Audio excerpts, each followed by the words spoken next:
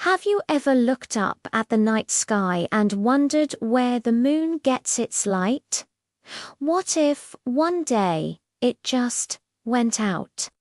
Imagine a world plunged into an unfamiliar darkness, a world where the moon, our silent companion, suddenly forgot how to shine.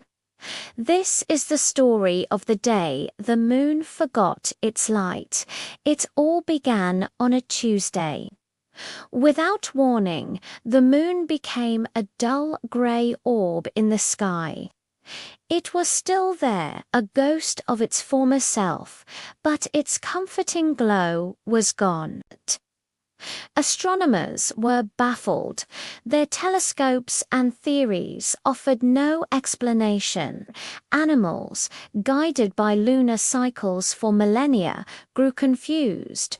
Tides became erratic, and night-blooming flowers refused to open. People all over the world felt a strange, unspoken sadness. The night, once filled with silvery magic, was now just an empty, oppressive void.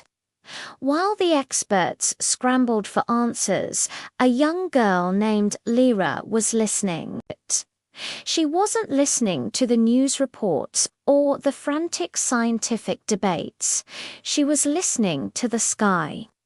Every night she'd sit by her window, and in the deep, profound silence left by the absent moonlight, she heard something new. A faint, twinkling murmur. It sounded like 1,000 tiny bells or the rustling of ancient paper. Lira realized the stars were whispering. They had always been whispering, she guessed, but the moon's bright voice had always been louder. Now, in the quiet, their secrets were finally spilling out into the cosmos. Driven by this cosmic secret, Lira spent her days in the dusty corners of the local library. She wasn't looking for science books. She was searching for myths, for legends, for the stories our ancestors told when the world was new and full of magic. Deep within a forgotten book, bound in faded blue leather, she found it, the legend of the Celestial Keeper. The story told of an ancient being woven from starlight and cosmic dust, whose sole duty was to tend to the moon. The keeper didn't light the moon with a switch or some grand celestial fire. The keeper gathered the dreams, hopes, and stories of humanity and spun them into moonlight. The book warned that if the keeper were to ever fall into a deep slumber, the flow of stories would stop, and the moon would fade. Lira looked at the dark sky and knew, with a certainty that resonated deep in her soul, the keeper had fallen asleep. But how do you wake a sleeping god? There were no maps to the keeper's celestial home, no instructions in the ancient text. That night, as Lira drifted off to sleep, she didn't just dream, she embarked on a journey. Her bedroom window melted away, and the stars descended, forming a shimmering, shifting path before her. She stepped out, not into the cold night air, but into a realm of pure imagination. The constellations were no longer static pictures, but living, breathing landscapes.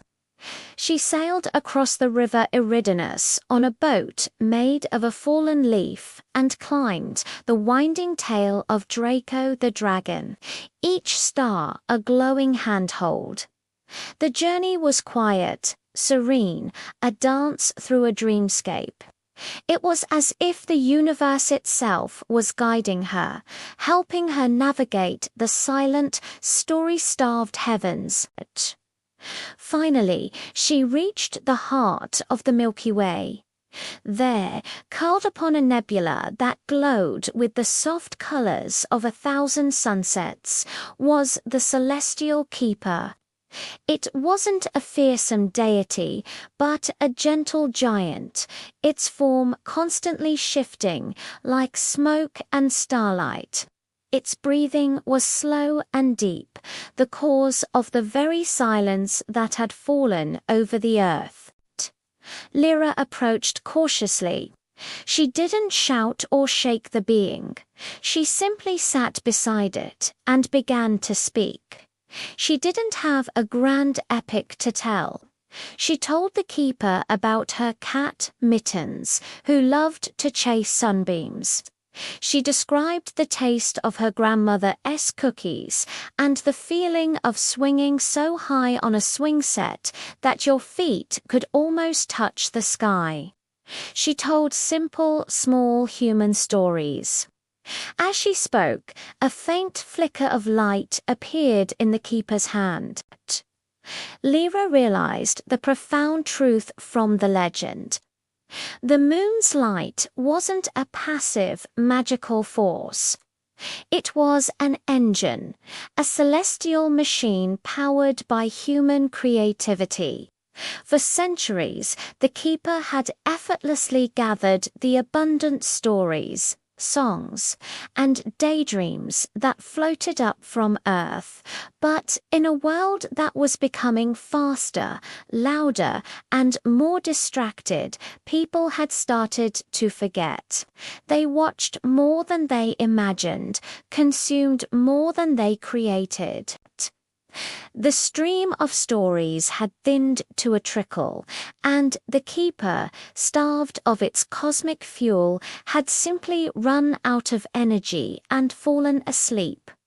The moon hadn't forgotten its light. We had forgotten to give it any. Lira returned from her dream journey with a mission. She knew she couldn't relight the moon on her own. This wasn't a job for one person, it was a job for everyone. She started small.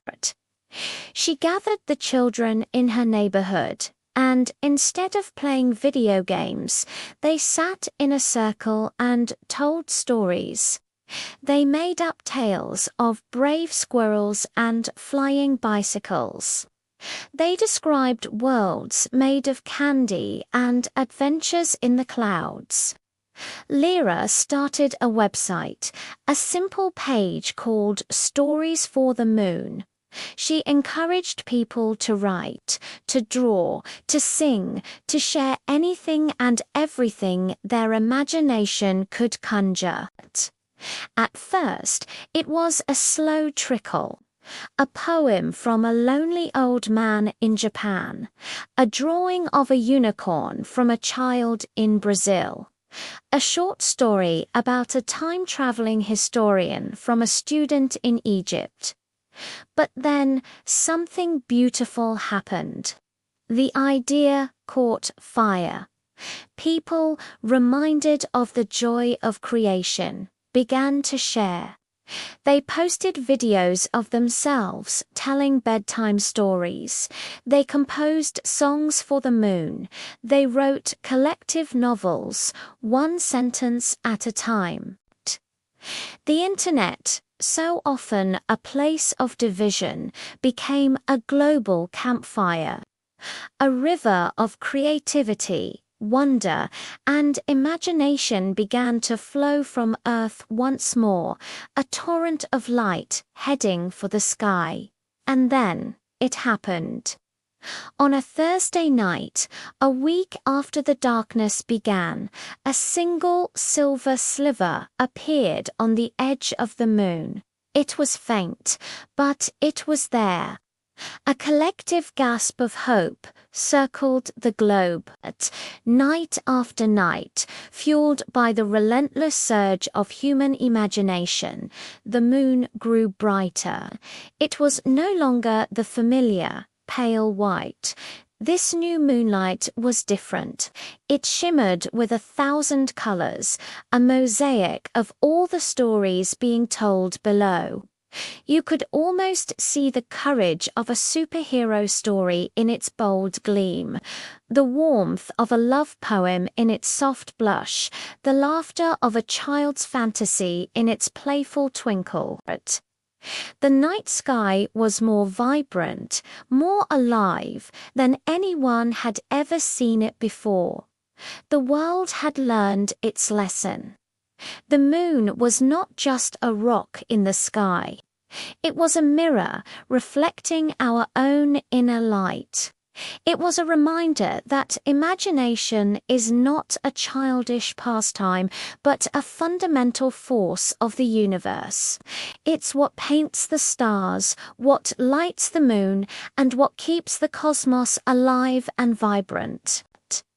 So the next time you look up at the full moon, take a moment, tell it a story, hum it a tune, share a dream. Because you are a keeper too, and you are helping to keep our universe shining. Thanks for joining me on this little journey today. If you enjoyed this story, don't forget to light up that subscribe button and share your own stories in the comments below. Let's keep the sky bright together. See you next time.